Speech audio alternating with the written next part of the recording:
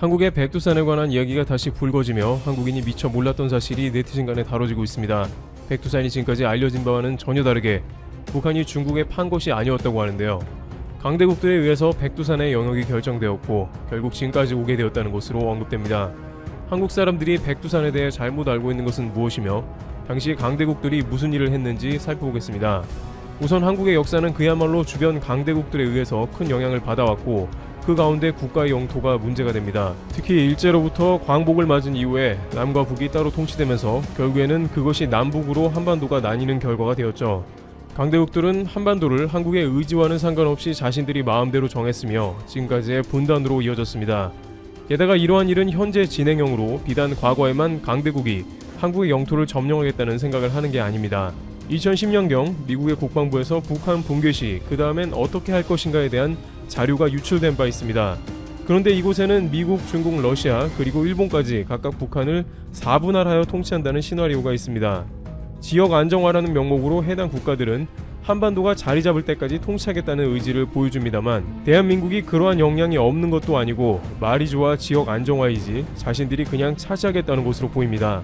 전 세계에서 국토가 분단되어 초강대국으로 둘러싸인 나라는 이 세상에 이제 거의 존재하지 않기 때문에 일각에서는 열강들은 그야말로 남아있는 파이인 한반도에 군침을 흘리고 있다는 이야기를 하고 있습니다. 미국, 중국, 러시아 등이 북한에 한번 들어와 통치를 한다면 반납 가능성이 매우 낮다는 것입니다. 미국도 한국의 중요한 우방이지만 한때 미국 싱크탱크에서는 북한 붕괴 시 신의주 정도는 중국에 떼줘야 하지 않겠냐면서 열강들이 한국을 어떻게 인식하는지 심지어 미국조차 한반도를 자신들이 마음대로 하려는 인식을 보여줍니다. 물론 싱크탱크 자체가 미국이라고 할 수는 없으나 당파를 초월해서 미국 지도부에 강력한 메시지를 보내는 주요 싱크탱크들은 통일되면 한반도의 국토를 모두 한국에 복원시킨다는 생각이 최우선이 아니라는 것도 충격이죠. 그런데 이 와중에 한국인들이 잘 몰랐다는 북한에 관한 이야기가 나오면서 많은 이들이 분통을 터뜨리고 있습니다. 우선 최근 북한 영토에 관한 이슈가 다시 등장한 것은 2018년 문재인 대통령이 백두산에 올라간 장면 때문인데요. 그곳에 문 대통령과 김정은 위원장이 올라가서 촬영하고 백두산의 천지도 볼 수 있었던 시간이 된 바 있습니다. 그런데 백두산은 중국에서는 창바이시안, 즉 장백산으로 불리우며 북한과 반반씩 소유하고 있다는 소식이 들립니다. 한국에서는 많은 이들이 이에 관해서 과거 북한의 김일성이 6.25 사변 이후 중국에 넘겼다고 이야기합니다. 당시 중국에서는 항미 원조라고 하여 북한의 전쟁을 도왔고 북한은 가까스로 괴멸 직전에 살아날 수 있었습니다. 따라서 북한은 북한에 일종의 대가를 지불했어야 했는데 그곳으로 백두산을 중국에 반을 줬다는 것입니다. 누군가는 그것을 돈을 받고 팔았다고 이야기하면서 결국 북한은 한국에 적지 않은 비판을 받았습니다. 나중에 통일이 되면 한국은 중국과 백두산을 불편하게 마주보고 있으면서 울분을 삼켜야 하는 상황인 것이죠. 또한 많은 이들은 백두산 자체의 영역도 중국 쪽이 훨씬 경관이 좋고 덜 험해서 관광자원으로 가치도 높다고 합니다. 북한 쪽은 경사가 가파르고 지형이 좋지 않은 반면에 중국 쪽에서 올 때는 관광이 훨씬 수월하다는 것이죠. 그래서인지 중국은 이미 백두산에 많은 호텔을 건설하고 온천이 나오는 숙소도 수십 개 마련한 것으로 전해집니다. 민족의 명산 백두산, 그것도 경관이 훌륭하고 아름다운 북쪽 면이 중국으로 넘어갔다는 게 매우 불편하며 게다가 그것을 북한이 내줬다는 게 한국에서는 용납이 안 되는 문제라고 할 수 있는 것입니다. 그런데 알고 보니 사실 백두산은 북한이 넘긴 게 아니고 중국에 넘겨준 당사자는 일본이었다는 것입니다. 우선 1712년에 조선과 청나라 사이에 백두산 정계비가 세워졌는데 백두산 남쪽은 조선이 차지하는 것으로 되어 있었다고 합니다. 그런데 시간이 흘러 1909년에 일본은 간도협약으로 중국에 백두산을 모두 줍니다. 중국은 졸지에 백두산을 일본 덕에 모두 차지하게 되었으며 일본은 한반도의 영토를 마음대로 휘둘렀다는 사실입니다. 일본은 한국을 강점하기 위해서 중국을 달래기 위해 간도협약을 했고 한국 영토는 유린당한 것입니다. 간도협약은 일본이 조선의 외교권을 박탈하고 발해와 고구려의 옛 땅을 일본의 남만주 철도 부설권의 대가로 청해 간도 지역을 넘겨준 불법적인 조치였습니다. 당시 대한제국의 의사는 전혀 들어간 바 없었습니다. 일제는 백두산은 물론이고 간도까지 모조리 자신들의 이권을 위해서 중국에 줘버린 셈이 되었습니다. 따라서 백두산은 많은 이들이 알고 있는 것처럼 북한이 중국에 팔아넘긴 게 아니라는 것입니다. 그럼 현재 북한이 백두산의 절반을 다시 차지하고 있는데 그것은 무엇이냐는 말이 나오는데요. 그것은 바로 1962년에 중국 총리였던 조언라이, 주은래가 북한이 간도를 달라는 요청을 강력하게 요청하자 이를 달래기 위해서 백두산의 55%를 북한에 줄 테니 북한이 주장하는 서간도는 잊어달라는 조치였다고 합니다. 실제 그 당시에 이뤄진 합의로 인해서 북한은 백두산의 55%를 차지하게 되었으며 중국은 간도를 지켰습니다. 중국의 저우언라이는 당시 조선과학원 대표를 접견하면서 간도는 실제 조선인의 흔적이 많이 남아있다고 인정하면서 조선은 중국의 속국이라는 말은 거짓말이다 라면서 북한 측을 달랜 것으로 나왔습니다. 지금 중국이 벌이고 있는 동북공정에서는 밥 먹듯이 조선은 중국의 속국이라는 이야기를 하고 있으므로 중국에서는 도저히 용납 못할 이야기가 불과 수십 년 전에 중국 총리 입에서 나온 것입니다. 그러나 중국 총리 저우언라이는 이런 조치로 인해서 결국 중국에서 매국노로 몰리는 계기가 되었다고 합니다. 현재에도 저우언라이는 중국 땅을 팔아먹은 희대의 매국노로 중국에서는 오히려 백두산을 찾아야 한다며 정반대의 이야기까지 나오고 있는 것으로 보여집니다. 한국 학회에서는 간도 협약은 일제에 의한 무효이며 한국은 간도 땅을 찾아와야 한다고 주장하는 반면에 중국에서는 백두산까지 중국 땅이라고 주장한다는 것이죠. 그러나 과거의 사료를 보더라도 백두산은 물론이고 간도 지방까지 조선의 국경이었음이 대략 확인됩니다. 1737년 프랑스의 당빌은 조선의 지도를 제작했는데 현재의 국경선보다 훨씬 북쪽으로 올라가 있으며 1794년 영국의 던 역시 조선의 지도를 만들면서 백두산은 물론 간도 지방도 조선으로 포함시킨 바 있습니다. 따라서 한반도의 영토는 지금의 국경선보다 훨씬 넓은 것인데 일본에 의해 오히려 유실된 것이죠. 바로 이것이 대부분 간도 협약으로 두만강이 국경선으로 정해지면서 발생한 한반도의 비극이라는 것입니다. 이에 앞서 대한제국 정부에서는 1897년에 간도만이 아니라 연해주까지 우리의 국토임을 확신한 바 있습니다. 당시 대한제국은 관련 작업을 적극 추진하면서 러시아와 청 사이에서 국토 회복을 위해 노력하였습니다. 1903년의 고종실록에도 북간도가 수백 년간 조선인이 수십만 호가 살던 곳이고 청의 침입이 잦았다는 기록이 있고 이에 따라 고종이 호구 조사를 실시하면서 본격적으로 간도에 대한 시찰에 들어갔습니다. 그러나 그러한 중요한 시기에 일제가 한반도를 강제 통치하게 되는 불상사가 발생하게 된 것입니다. 일제는 1904년 한일 의정서에 의해서 대한제국을 일본이 군사기지로 활용하기로 했으며 1905년 을사늑약을 맺어 외교권을 박탈했고 1909년에 간도 협약으로 한국에 큰 피해를 준 것입니다.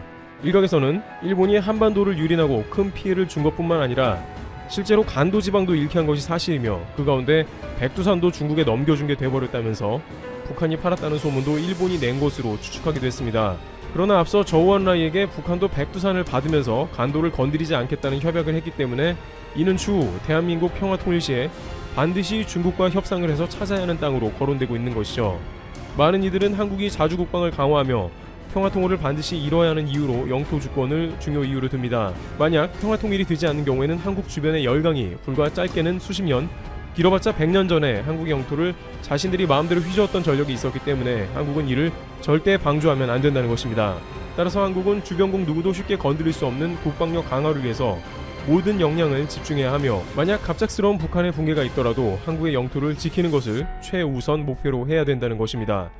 이와 같이 한국의 백두산 스토리는 한반도의 과거 아픔을 그대로 드러내고 있으며 아직까지도 해결할 문제입니다. 특히 중국은 간도와 연해주 지방까지 불과 100년 전에 강탈했기 때문에 한국은 늘 이것을 의식해야 할 것입니다.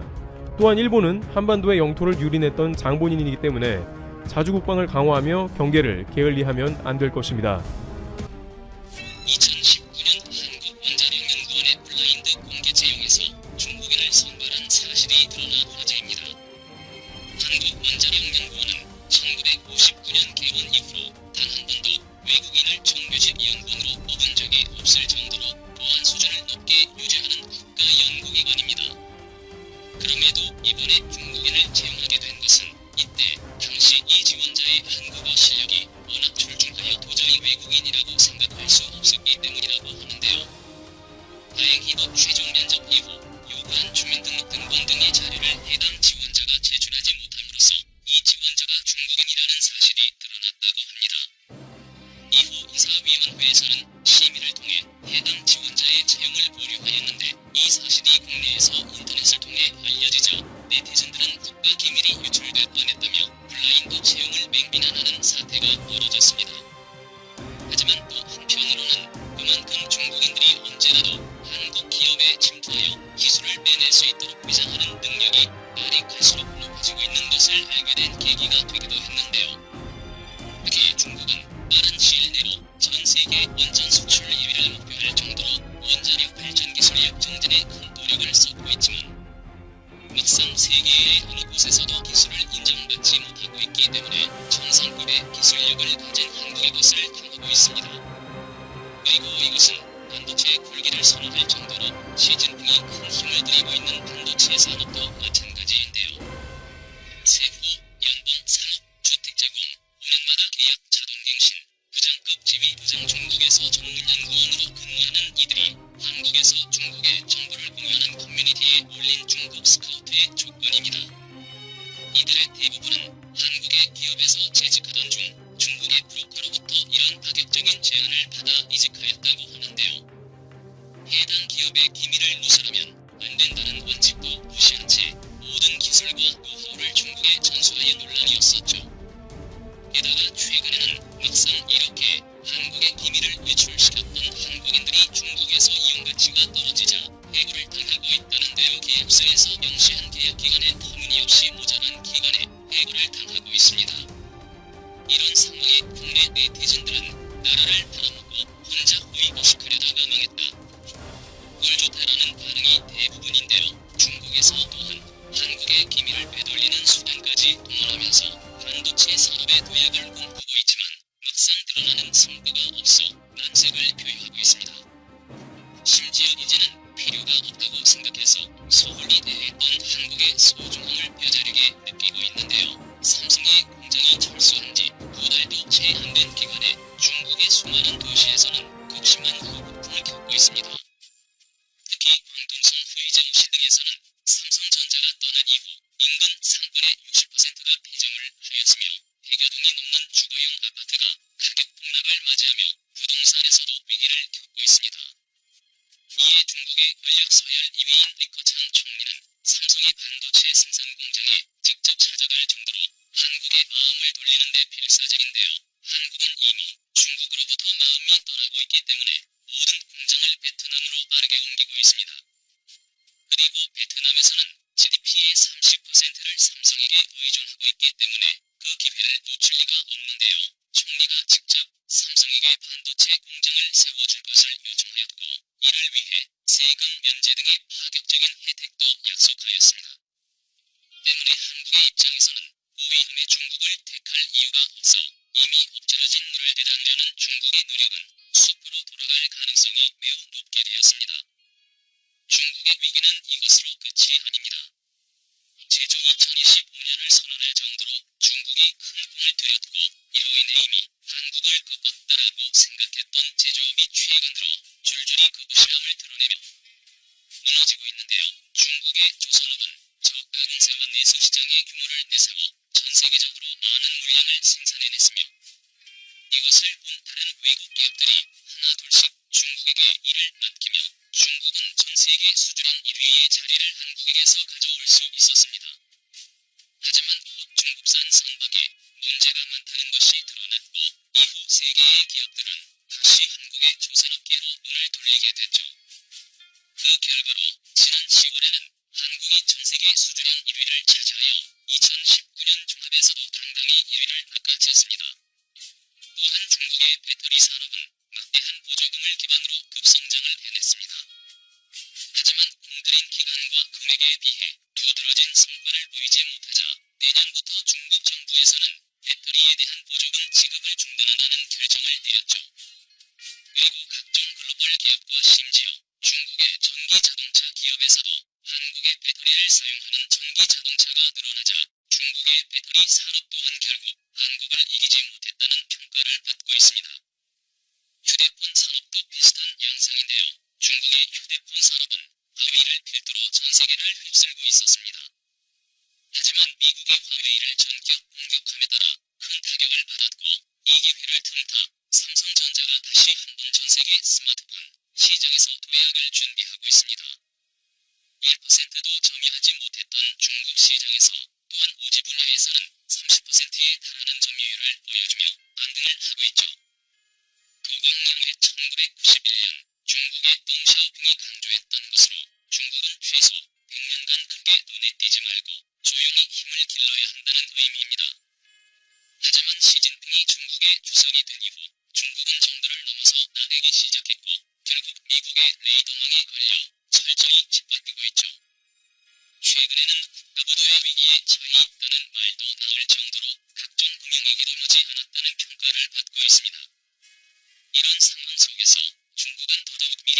주도권을 쥘 수 있는 산업을 발전시켜야 하고, 그것은 주로 대한민국이 주도하고 있는 초고부가가치 산업이 많기 때문에 앞으로도 계속 한국으로부터 기술을 빼내려 시도할 것입니다.